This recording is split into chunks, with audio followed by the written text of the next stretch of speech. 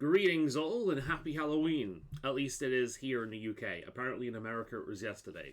Whatever. I want to talk Dragon Age. Dragon Age the Veil Guard comes out today because of course it does. That game is a fucking horror show, so of course they're releasing it on Halloween. But I want to talk Dragon Age because there's a lot of talk around this release and the series in general recently. And I talked about this a little bit in the stream the other night, but I want to really get it out there without it being a big ass rant, right? My whole thoughts on the thing. First of all, every single game in the Dragon Age series has had piss poor marketing. Every single one, including the original.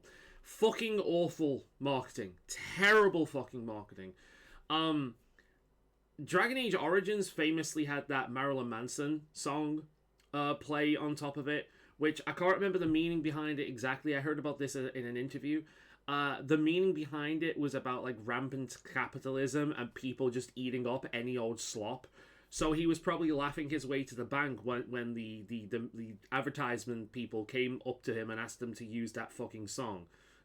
Because it's like, you're essentially calling your game shitty slop that people are just going to consume, not realizing that's what you're doing by using that song. But they're like, oh cool, edgy metal goth song, that will make this brutal edgy game sell to the young teenage boys. That's what they're thinking, right? So this series has always had terrible fucking marketing. And there's also another phenomenon that happens with any game series in general. If a series has been going on for a long time, one thing you'll notice is a new entry comes out, people shit on it, and then another entry later on comes out, and people shit on that one while praising the one that they shat on when it come out, right? Star Wars is a great example of this. How many people are praising the prequels now that the new trilogy is out and is fucking terrible? The prequels are still shit, guys. They're still shit. The only way to enjoy the prequels, in my opinion, is to watch it with the Darth Jar Jar theory. But I've never been a big Star Wars fan anyway. But the prequels were shit, guys. Just because the new stuff is even worse doesn't mean the prequels are good. It doesn't work that way. But apparently people are very black and white thinkers, so it does work that way for a lot of people. Another example of this was Mr. Pandaria for World of Warcraft. Mr. Pandaria is without question one of, if not the most hated expansions in history. Except now it isn't. That expansion was shat on like mad. Trying to pander to the Chinese audience. Sorry, I've just realized what I've done. That was legitimately unintentional. Pander to the Chinese audience. Anyway, trying to pander to the Chinese market, and just a completely different style and look to what World of Warcraft had. Well, as someone that quit before Cata came out and came back during Legion, played through every expansion, Mr. Pandaria is one of the best, in my opinion. I don't know what it was like current. You cannot judge an expansion when it's no longer the current expansion, truth be told. A lot of stuff goes away or is changed when it's no longer the current expansion. So, from what I played as someone that got there late, I think MoP was great. But MoP was shat on like crazy. Years later, people remember MoP as one of the best expansions. Pokemon's another example of this. In fact, Pokemon's gone for a few iterations. The people who fondly remember Gen 1 are mocked as Gen 1ers. Meanwhile, Generation 4, which is, quite frankly, the second Gen 1, because outside of Red and Blue, most players of Pokemon came in during the DS era with Diamond and Pearl. That's where the second majority of the influx of new players were. It was with Diamond and Pearl. And because of that, I don't think a lot of people realize that Diamond and Pearl is the new Gen 1er. That's what they are. That being said, I've said this before, but as much as I didn't like Diamond and Pearl, and I was really disappointed by the remake because it was exactly the fucking same, warts and all, it did have every feature from every other Pokemon game, and it was the last entry to have every other feature. It was a complete reset after that. But what we've seen after that is Generation 5. Generation 5 has gone from the most hated Pokemon generation to the most praised Pokemon generation. We've also seen Pokemon Generation 2 going from the most praised generation to a generation that a lot of people feel kind of edgy by saying, you know what, it's not really that good. And to be honest, a lot of the criticisms are legit. A lot of the really cool new Gen 2 things don't come in until you're in Kanto, post-game, where it's pointless at that point. Gen 2 has its problems. But Gen 5 is now widely praised when for years it was shat all over. Well, we're seeing the same thing here with Dragon Age, right? People are praising Dragon Age 2. Have you played that game? I have.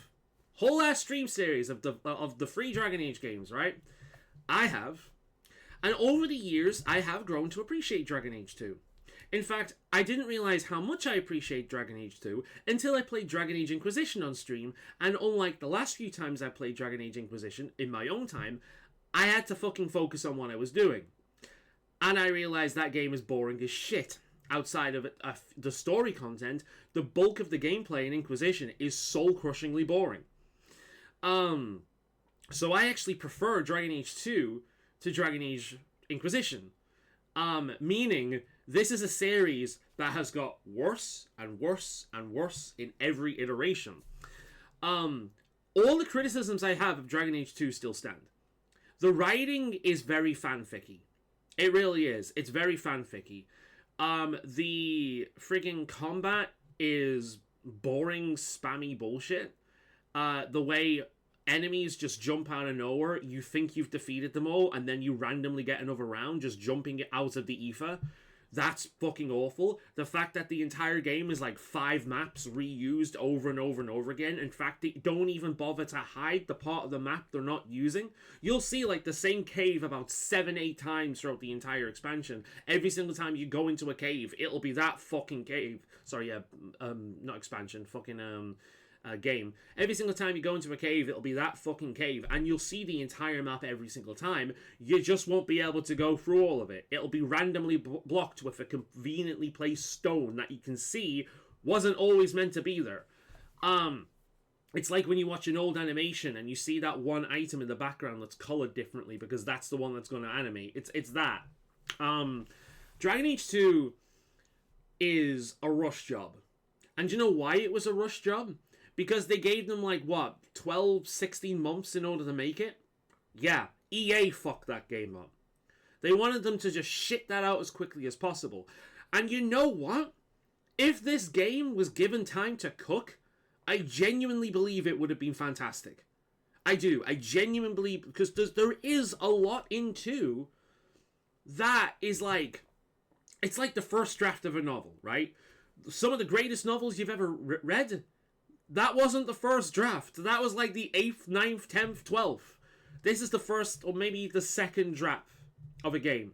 There's, in game development, things are made, things are thrown out, things are replaced. Some entire sections of development may go in the trash and be wasted. This is just the normal creative process as people figure out what they're doing and so on and so forth. Very rarely will everything be planned perfectly and executed perfectly. This is just the creative process, right? And as such, games go through a lot of iterations before they come out. If you want to know a really good example of this, look at a development of a FromSoft game. They go through crazy iterations. Huge things get created and thrown in the trash during the process of developing these games. With Dragon Age 2, that's what it felt like. It felt like it was on its second or third draft. And I think if it was given time to cook, it would have been a lot better than it was. But most of the really negative sides of Dragon Age 2 was purely down to the limitations. It was down to the limitations of what EA put on them. However, I specifically remember the author of that game talking shit. I can't remember exactly what she said, but essentially this was way back when, and this stuff was still going on. It just wasn't as mainstream as it is now. I can't remember exactly what she said, but I do remember her talking shit about a lot of gamers. And she was a feminist, I believe. So, yeah, this isn't new with Veilguard. This has been a thing for a long time, and frankly, anyone expecting this game to be Veilguard to be any good is a moron. They've not been paying attention. So Dragon Age 2 had some of that, but it was also, they allowed the game to get dark. They had some dark themes, some really fucking dark themes. Necromancy. Let's just put that out there. If you know, you know. But they have some really dark themes. Dragon Age 2 writing at times really good. Dragon Age 2 writing most of the time fanfic fucking nonsense. That being said, what Dragon Age 2 did do was give the series a unique identity. Because Dragon Age Origins, for as fucking amazing as it is, the best game in the series, the only really good game in the series, it didn't really have a unique identity. It visually was like any other Western fantasy game. It didn't stand out. In fact, some of the best mods for Dragon Age Origins is giving it Dragon Age 2 aesthetics. Case in point, the Qunari. The Qunari in Dragon Age 2 look incredible. The Qunari in Dragon Age Origins looks like a fat Mediterranean fucking islander guy with grey skin. Like, the Qunari in Dragon Age Origins just looks like a weird looking dude. The Qunari in Dragon Age 2 and Dragon Age Inquisition look like their own race. On top of that, the elves in Dragon Age 2 look fucking good. Elves in so much media in the modern day are essentially just pretty humans with pointy ears. In Dragon Age 2, they get that Fey look. Their face shape is narrowed and off. They've taken inspiration from the old-fashioned D&D look of elves. You look at old-fashioned D&D art of elves and compare them to elves today, and you'll realize just how much we've lost. Elves used to have a unique identity, a unique look. They were often shorter than humans, with more live, narrower features. They had striking, hard angles in their structure. They were beautiful, yes, but they were also unnerving, frightening. And that has been lost. These days, they're just humans with pointy ears. They don't even try to beauty them up anymore. They literally just have human faces and pointy ears on them these days. It's a shame, because I feel as if the identity of elves have just been completely lost to that. Which is a shame, because elves used to look really cool. They used to look fey and weird and off and uncanny valley. That was the point of how elves used to look. And now they're just humans with pointy ears. Dragon Age 2, I think, is the last modern game I can think of, at least AAA, that does that. They give the elves the proper look, in which they remove again later on in this new iteration.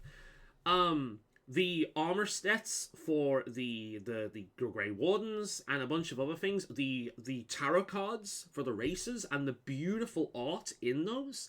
Dragon Age 2 gives the Dragon Age series a unique look and art style, and it's fucking beautiful. But the only way you're going to enjoy Dragon Age 2 is if you're a big Dragon Age lore hound.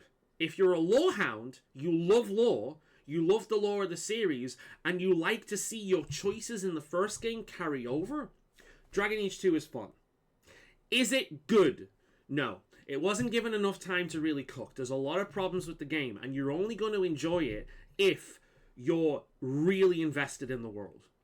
So the only way for me to enjoy Dragon Age 2 is straight off a playthrough of Dragon Age Origins. And a lot of your choices in Origins carries over to 2. A lot of them. Way more than you would imagine. Then, Dragon Age Inquisition comes over. Fair few of your choices, not as many as 1 and 2, but a fair few of your choices carry over. Dragon Age Inquisition finally allows us to play as a Qunari. Fan-fucking-tastic. Of course, you're Tal Vashoth, because there's no way in hell you can play an actual Qunari, because you'd have no choice in anything. You don't have free will at that point, you just get told what to do at every point in your life. So you're Tal Vashoth. Fine, cool. That's how I'd want to play Qunari anyway. And the story involving Solas and the revelation of the Elven Gods and who he is and all this kind of thing. Mwah, beauty. Beautiful. Dorian, you want to talk about representation? I've mentioned it before.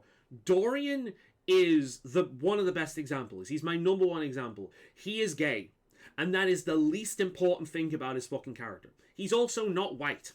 Least important thing about his fucking character. He is a Tevinter. And prior to Dorian, every single time we've seen the Vince, they've been purely evil. The Qunari are an allegory for communists. The Tevinter Imperium are an allegory for fascism, for fascists. The only reason these two forces don't take over the fucking world is because they border one another. And instead of causing a problem for everyone else, they're fighting amongst each other all the time. And I always thought that is a brilliant idea or like thing when it comes to politics, because that's exactly what extreme politics, left and right, ends up being. Communism and fascism. You know, that is what these two groups are. And what I love about the Dragon Age series is they allow you to see how people fall into these groups, because the Qunari, at least in 2, while they are obviously a threat, they were humanized. You could see why people would go to the knowable structure and understanding of the Qun. You could see why. You could see the comfort that would come within having no choice and just doing what you're told and knowing that everything is as it should be. Same thing with and Dorian helps humanize the Vince in Inquisition. He shows that it is an actual country. It's not just a fascist dictatorship of evil wizards. It's a fucking country with its own people and its own culture. And he loves his country and he wants to make it better. And I think every single one of us, I feel the same thing about Britain. No, I don't think it's a fascist dictatorship, but I do think it's got a lot of fucking problems. But this is my country. And I want it to be the best that it can be. I will shit over my country at the drop of a hat. But I do want it to be the best it be. Dorian is his ethnicity, his culture makes him inherently more interesting because it's not pulled from the real world. It's pulled from this fictional world that we've not seen much of, but has been built over years. On top of that, yeah, there are real world allegories within the country, but that's not all it is. It's a multifaceted world. Dorian is a multi-layered character.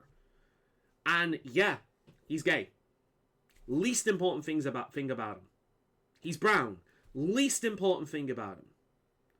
His character, his background, and his personality makes him extremely interesting and very likable. That is what we want. That is the representation, the inclusivity we want. We don't want, here's a non-binary person, let's spend the next half hour talking about how they're non-binary. We don't want that. We want characters who are also these things. If you want to normalize these ideas, don't get on a fucking pedestal and talk down to your player base. Don't do that. Because the only people who are going to like that are the people that do that naturally. The activists their entire identity, their entire lives are based around this one thing. Imagine people going around going, I'm white, I'm white, I'm white, I'm white, I'm straight, I'm straight, I'm straight. Oh yeah, what will we call those? Supremacists? Yeah, we'd call those supremacists, but somehow it's okay when they do it. But Dorian's an amazing character. We got one or two interesting characters. Iron Bull is an interesting character.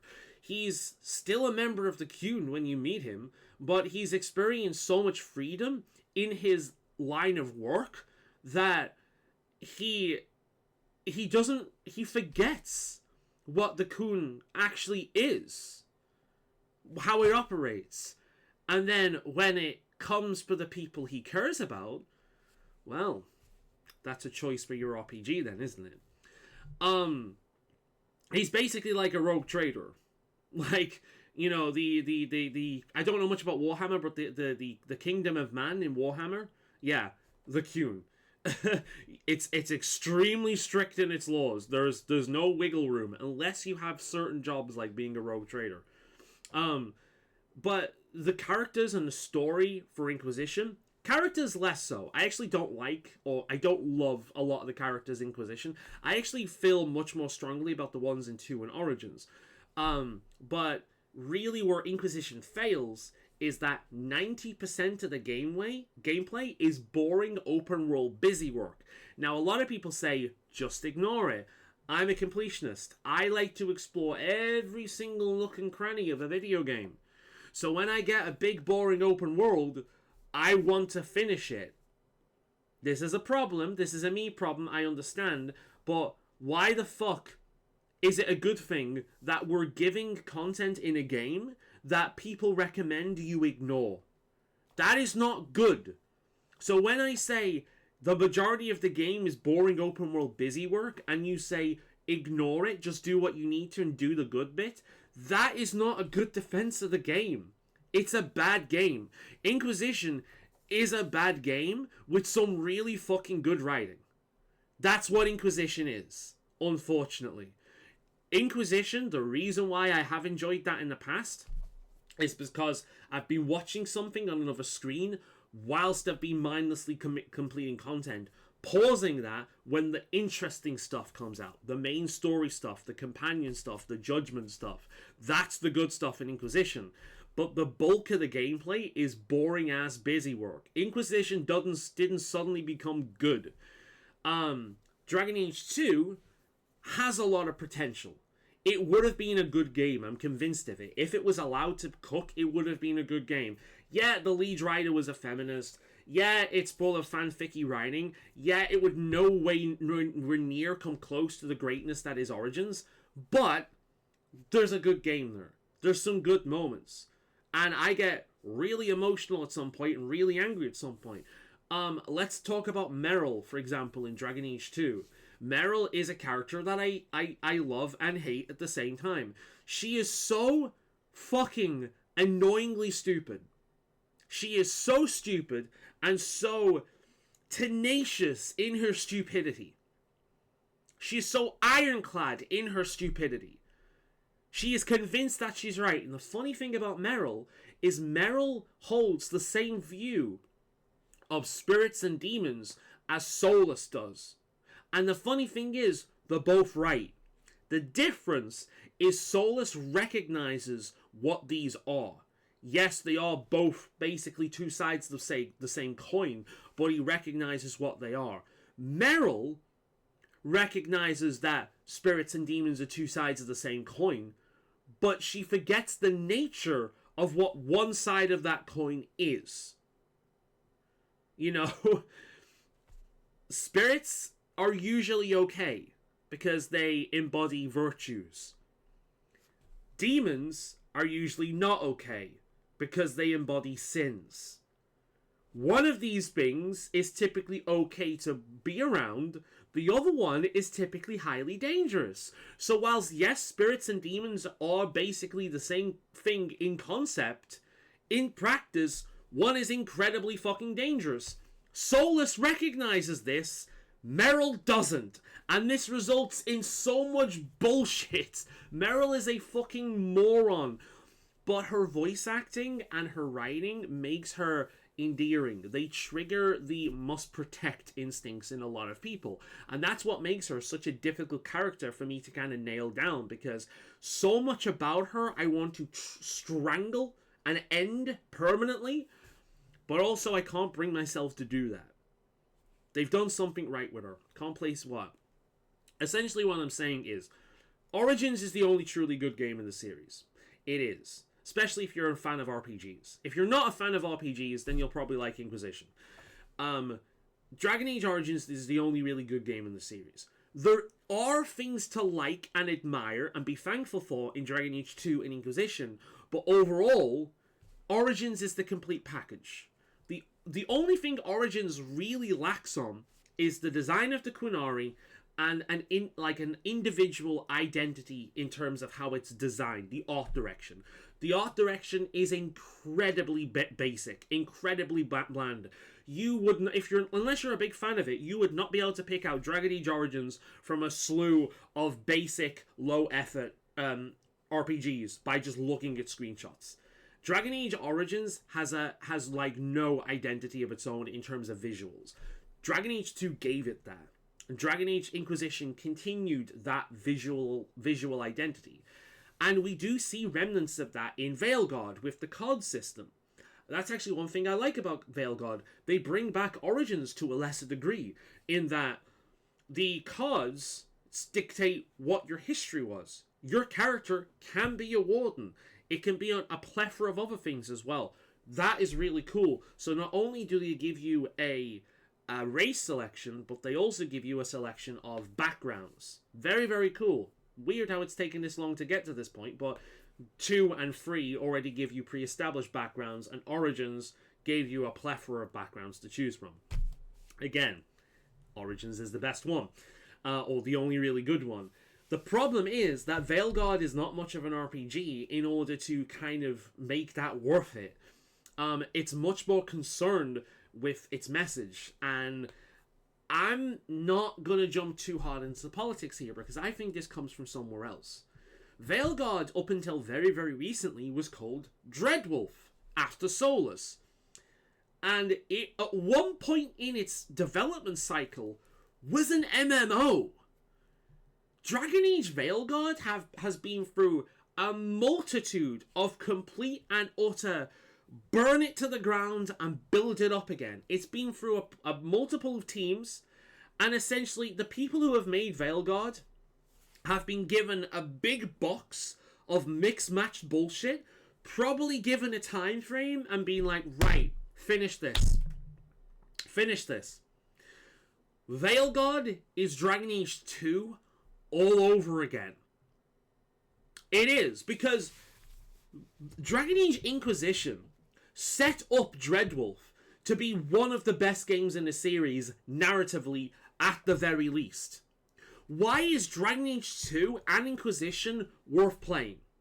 The narrative, the story, the continuation of your choices from the prior game.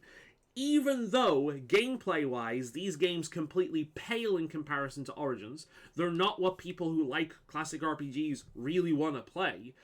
If you're involved in the story that Origins hooked you on, Dragon Age 2 and Inquisition are worth playing for that story and your choices. Veilguard throws them all out the window, and that's the main reason why it's not worth playing. They've been given a big box full of mishmashes of different projects, and they've just been told to finish it. They know this game wasn't going to succeed, so I'm pretty sure EA is just hoping that they break even, at the very least. They're just trying to rake in as much money of this as they possibly can. They know this isn't going to sell.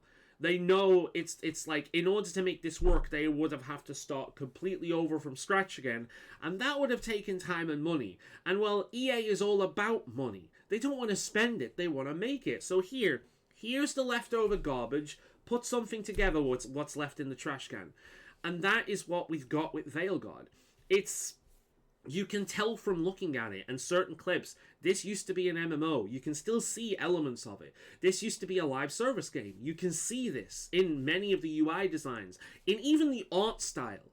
The art style is a choice that a lot of these MMO style games go for, because it takes a longer time for more weird cartoony Pixar looking kind of graphics to age. If you go realistic, that game will look ancient in about 3-4 years. If you go cartoony, it'll look decent for years to come. That's the reason why they've done this. Everything about this game screams, this used to be a different project, and now we've just hacked half of it off and shoved out the rest. The pandering that they've done, that's just what's happened to the industry. I'm not defending it, but I don't think this is the biggest problem. That is just what's happened to the industry, and they're like, right, well, let's just pander to these people because these people will do the advertising for us.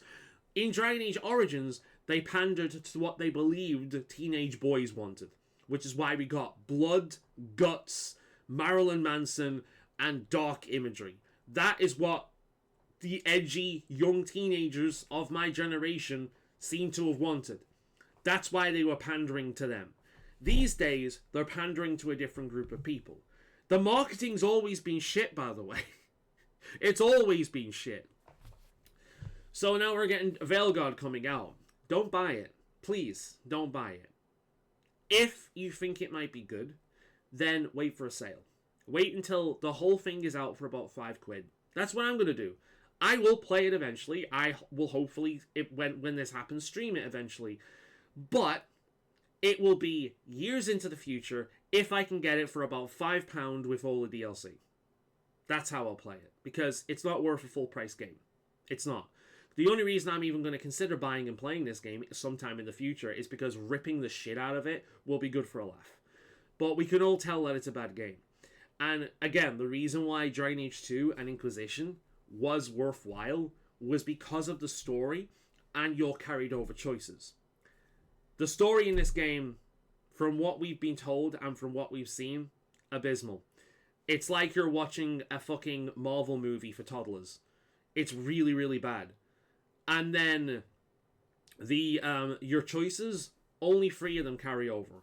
Whether or not you dated Solas, or sorry, who you were dating, the romance, your romance option, whether or not you disbanded the Inquisition, which affects one minor thing apparently, and whether or not you said you were going to fight Solas or help save him. That's it. The well, what we did with the well, doesn't matter. A bunch of other choices you've made in Inquisition, your companions, all this kind of thing, none of that matters. The only thing matters is who you were fucking, whether or not you said you were going to fuck up Solas or hug him, and whether or not you fucked up the Inquisition or kept him going. They're the only things that matter. Everything else was thrown out the window. And the writing is terrible. The characters look... In some screens, the design of the characters look fine. Not my taste, but they look fine. In some screens, it looks like somebody's just photoshopped somebody's face onto a video game. It looks fucking off. There's one specific one in which there's this woman elf. She's black, of course. And her face looks like somebody's got a torch right in front of her like this. The lighting looks off. It looks like somebody's got somebody's face and shoved it onto a game screenshot.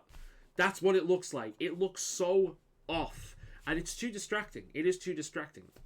But give it time. In a few years, another Dragon Age game will come out, and people will be giving Veilguard praise for the things this game is failing at. Give it time, that will happen. But does that mean that Veilguard is good? No. Here's the big kicker for the Dragon Age series. Every single game in this series has completely shook things up. This isn't Mass Effect, in which there's a pretty consistent gameplay design throughout it. The biggest change being between Mass Effect 1 and 2. This isn't Mass Effect where it's pretty consistent all around. No. Dragon Age Origins and Dragon Age 2 are not the same game. Dragon Age 2 and Dragon Age Inquisition are not the same game. Dragon Age Inquisition and Dragon Age Veilguard are not the same game. This, even the Elder Scrolls, you play Morrowind and you play Skyrim, they both have, Skyrim has basically no RPG mechanics in comparison to Morrowind, but you can see that it's made by the same people. You can see a lot of the same trappings. But with Dragon Age, these games look like they were made by completely different studios. 2 and Inquisition are a little similar, a little bit, but the vast open world and all the other bullshit attached to it. Dragon Age series is so different in every single iteration that it actually has different fans. Every game in the series, including 2, has a massive group of people who swear that is the best one. Some people fucking love Inquisition. Some people fucking love Dragon Age 2. And the vast majority of people love Origins. But some people hate Origins. Some people think the combat is really basic and bland and hate it. Too slow, too awkward, too cumbersome. They prefer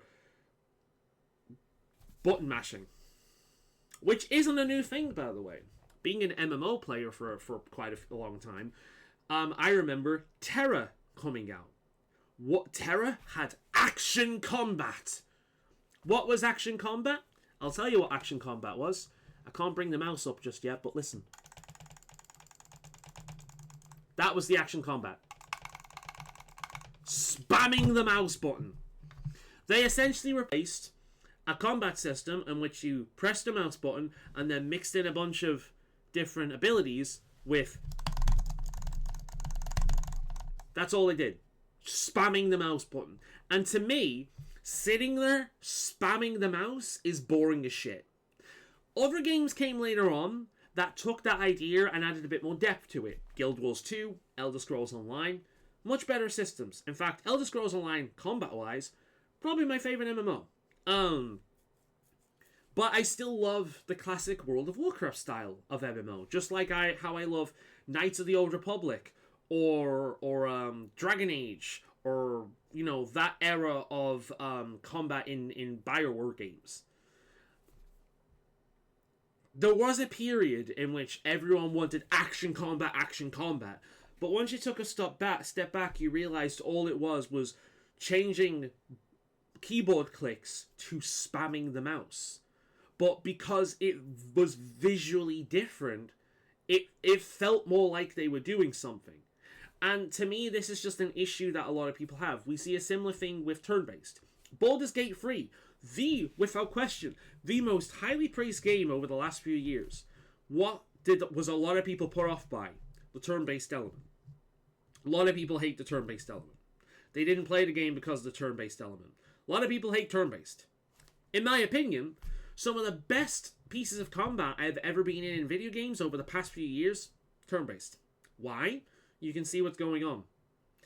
Action combat, you're more focused on avoiding the bad and hitting the enemy. That's it. Like, yeah, there's some spectacle, but you're really focusing on that because you're trying not to die. In turn-based combat, you can take everything in. You can really listen to the music. You can really hear the sound effects. You can really engage in what's going on. Some of the most incredible fights I've ever been in video games have been turn-based. Again, Bravely Default Final Boss, the Kokolier fight in Honkai Star Rail, recently a few fights in Manifold Refantasio. Like, some incredible fights are turn-based. This doesn't mean I don't like action combat. I do. But turn-based just gives people a lot more room for epicness, essentially. But it seems like what a lot of people need, I don't have my keys up with me here, but what a lot of people need is something jangled in their face 24/7. They need that constant stimulation, and if they don't get that constant stimulation, they get bored. And I don't think this is a problem with the genre, I think it's a problem with the player base in that regard. They just need that constant stimulation all the fucking time, but for people like me, it's distracting. I don't mind it, but I don't need it. For example, I don't like games like Devil May Cry or Bayonetta, because to me these games are just pure flashy. It's like watching a Michael Bay movie. It's just flashiness, and I don't get anything out of that personally. I don't get anything out of that whatsoever. But there are some people who prefer that dumbed down combat. They prefer the dumbed down combat. They prefer the more modern looking games because they're prettier. And for as terrible as the models are in Dragon Age Veilguard, the environments are fucking gorgeous. The environments in Dragon Age Veilguard are fucking stunning. It's just a problem. It's got the Dragon Age 2 problem in that you're pretty much just going to go to the same areas time and time again. It's going to rehash and repeat the same maps over and over and over and over and over and over again. This is Dragon Age 2 again. Veilguard is Dragon Age 2 again, just without the saving graces. The companions aren't likable. The writing isn't enjoyable in any way. And again, I've called Dragon Age 2 fanfic. This is worse. This, Dragon Age Veilguard, again, I've not played it, but from what I've seen of it, Dragon Age Veilguard is just a stereotypical Tumblr, Reddit, or Twitter post.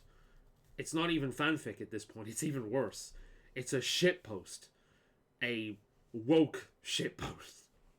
And for those people saying, how come you know these things about the game? You've not even played the game, you don't know what you're talking about. Look, I have seen enough dog turds in my life that I don't have to be standing over the dog turd. I don't have to smell the dog turd. I don't have to touch the dog turd. I don't have to taste the dog turd.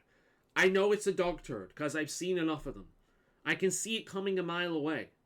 I've been a gamer for a good number of years. I'm 34 now, right?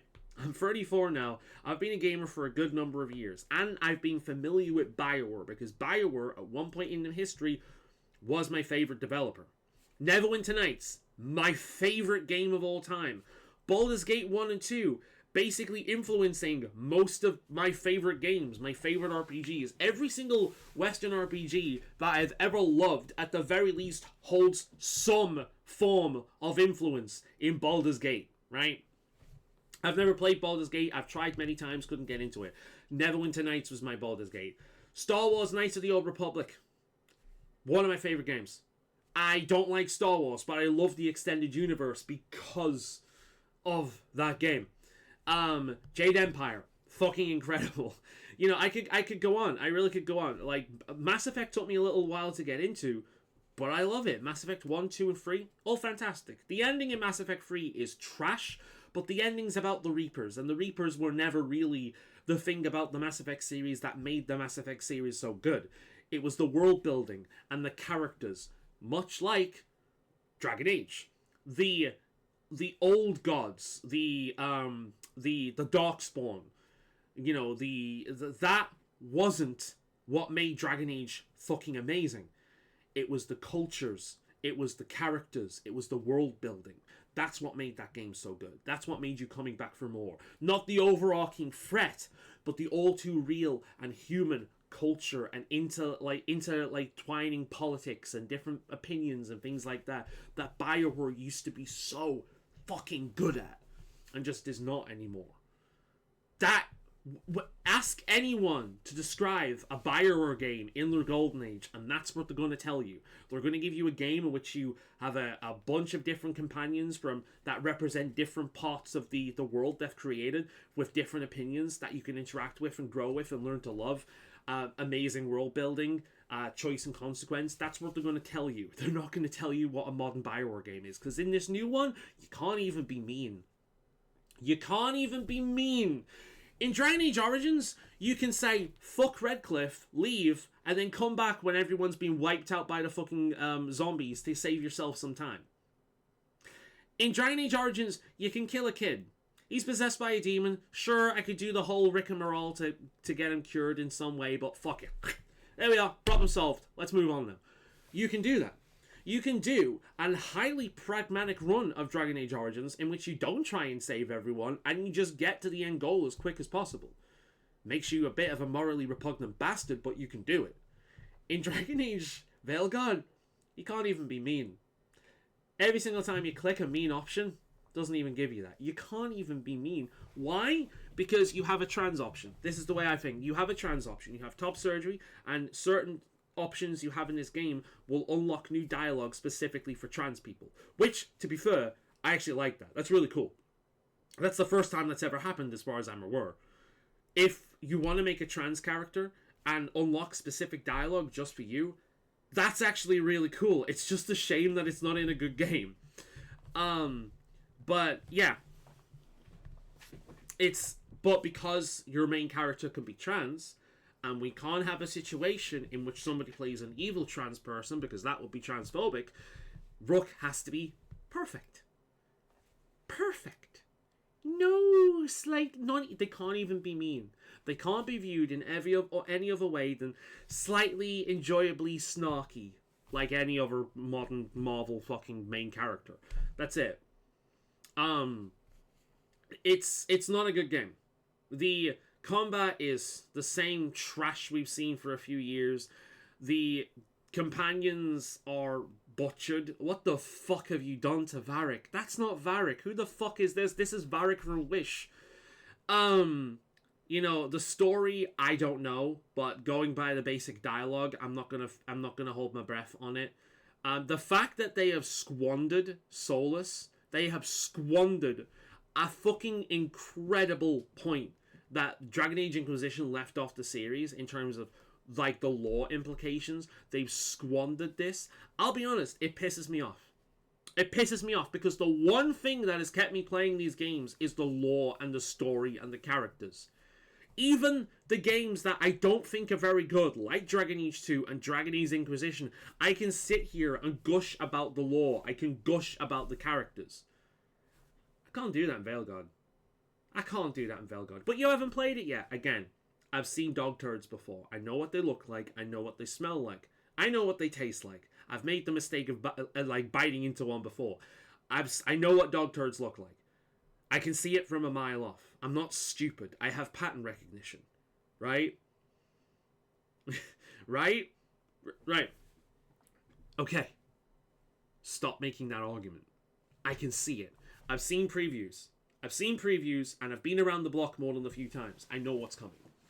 So, I don't know whether I'll have the time, but if I have the time today, upon uploading this video, it's the 31st today, it's Halloween. I've got a fair few things to do today, but when it's all over, and if I have time and energy, I'm going to be streaming Dragon Age Origins today. Hopefully. No guarantee, but if it works out, I'll stream Dragon Age Origins today. And I'm actually going to check before I end this video. I'm going to check to see if Dragon Age Veilguard is out, because I want to see how many people are playing this game. Dragon Age Veilguard. Let's have a quick look-see. No, we don't need to play the thing. It's not out yet. Coming October 31st. The game unlocks in 4 hours. That makes me think of Angry Joe. So, let's say 12, 1, 2, 3, 4. Okay. So it unlocks around the time I'll be busy for a while. Because, you know, I don't want to be distracted by anything, because it's Halloween, we're going to have kids knocking and trick-or-treating, and I've got things prepared for that. So I want to, you know, make sure all that's over and done with. And when that dies down, I'll go. Oh, they've transferred the Blood Dragon armor over. That's kind of neat. So yeah, I'm very interested to see just how many people are playing this game. I wonder how many people are playing Dragon Age Origins. Dragon Age Origins. I bet you're a lot. It's not going to show me here, but I bet you're a lot. 132 hours played on Steam. I've also got it on my EA account.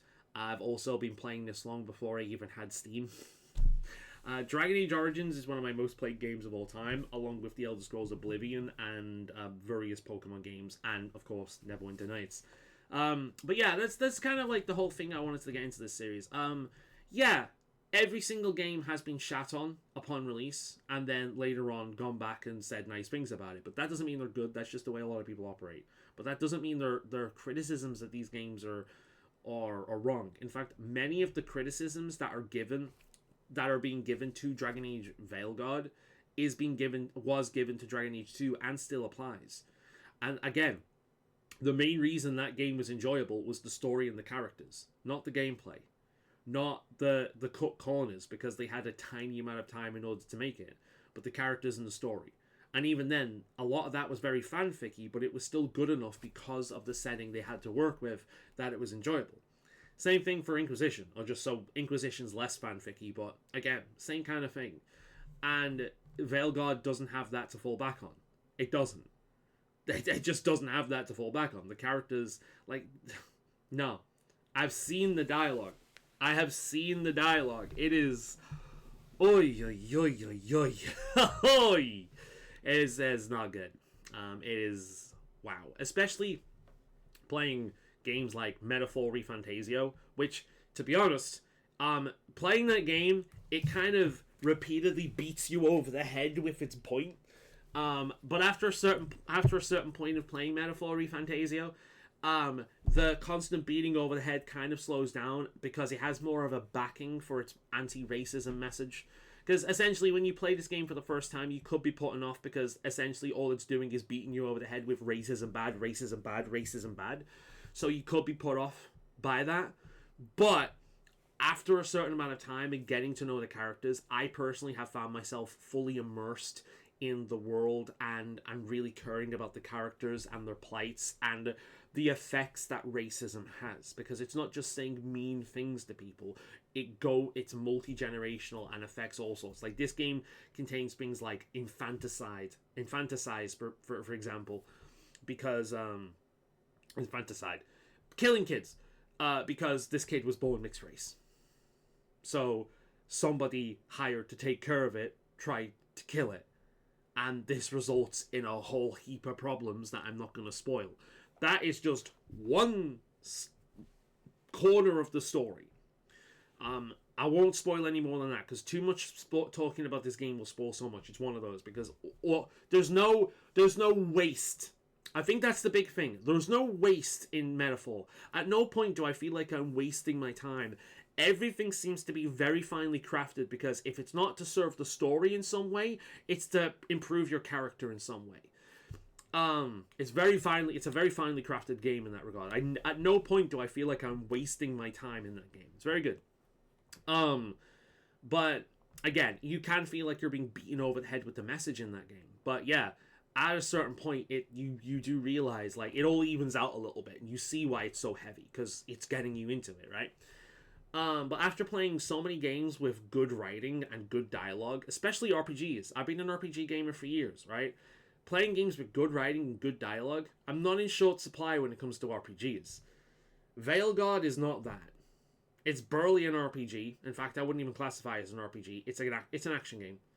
Like, just because you have a character skill tree at this point, fucking Far Cry has those. Is Far Cry an RPG? No. A bunch of games have these, like, branching skill up systems. That doesn't make them an RPG. But, yeah, there are better games to play. Like, my backlog goes back years. There are so many games I want to play. So many games I want to play. And that's going to be worth my time so much more. Going back and playing an older game that I've not played yet. Or replaying one that I love. Or, going back to one for a mod like Fallout London. Oh my god, Fallout London looks good. Buying Fallout 4 is worth it just for that. Skyblivion is coming out sometime next year. And considering Oblivion is like one of my top 5 games of all time, I'm hyped for that. I'm really excited for that, and these are mods. There's a game I found out recently, actually, that's, and it's in early access at the moment, it's in development, but they're essentially being inspired by the Elder Scrolls series, and they want to make a proper RPG out of it. So I'm like, oh, okay. I think the thing a lot of people forget is that a lot of the games we grow up loving are not AAA games. They're struggling studios trying their damnedest. For the Elder Scrolls, for example, if Morrowind didn't succeed, we wouldn't have Bethesda right now. Morrowind basically saved that company, and then the success of Skyrim destroyed them. They tasted success with Skyrim, and everything else was sullied after that. But a lot of the games we loved playing when we were younger, they're not AAA games.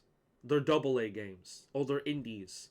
Or they're a company struggling to make something good. There's a lot of passion in it.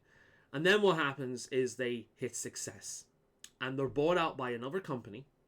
And whilst they may release 1 or 2 good games at that point, very quickly afterwards, they will just be profit. And it goes downhill. You want your favorite game companies to essentially be AA. You don't want AAA, because the moment that much money is in circulation is the moment their integrity goes away. The drive goes away, and it becomes all about profit. Money corrupts. It becomes all about profit. When that much money is involved, nothing else matters. Just the money. And we've seen this time and time again. Play indies. Go back in your backlog. If you're a gamer, you have a huge fucking backlog. You've had games that have been sat around for years that you've not played yet. You know it. Go and play one of them. I still haven't played the DLC for Cassette Beast yet. That was one of my top games of last year. Was it last year? It was last year. I still haven't played that yet. There's a lot to play. I'm playing Metaphor at the moment. Fucking loving it. Still playing Star Rail and Zenless. Fucking loving it. There is a lot you can play. And if a game ever starts wasting your time, or if a AAA game isn't fucking worth it, don't bother with it.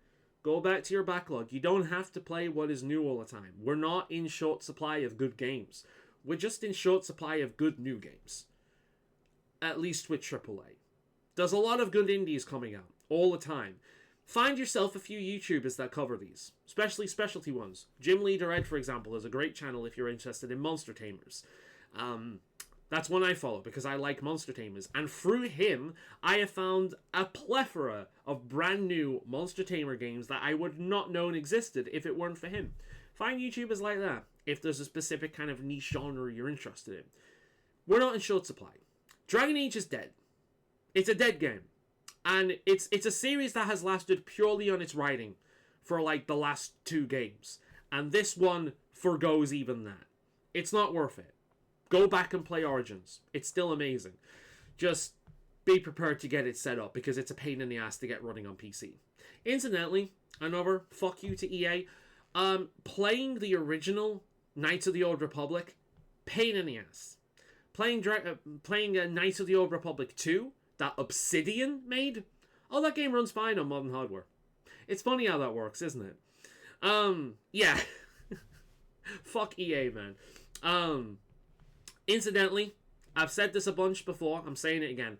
The next Elder Scrolls game is going to be trash. It is. It's going to be trash. I don't think it's going to be as soulless as Starfield. So, it's not going to be the worst game ever made, which is Starfield. But it's going to be bad. How do I know it's going to be bad? I've not played it yet. Well, I've seen what dog shit looks like. I don't have to see it. I don't have to smell it. I don't have to touch it. I don't have to taste it. I don't have to be stood over it. I know what dog shit is like, right? And Bethesda has not made anything truly good since Skyrim. And in many ways, Skyrim was a lesser experience than Oblivion and Morrowind. So, yeah. Fallout 4 is enjoyable if you forget it's a Fallout game and you forget it's an RPG. So, you can have fun with it if you switch this off. And fucking Starfield is the most soulless, boring game I've ever made. Because that's the thing, if you play yourselves a bad game, then it's just a bad game. Like, you can take the piss out of it, right? Like, Veilguard will be fun to stream, to rip into. That's why it's going to be fun, because there's so much in that game that you can take the piss out of. Starfield has nothing. It has no soul in any point of it. The only character in that game with any soul is the adoring fan meme character. The Easter egg. It's meant to be obnoxious, but it's the only thing there that doesn't feel dead. That game is the worst game I've ever played. But the next Elder Scrolls game it's going to be bad. I hope I'm wrong.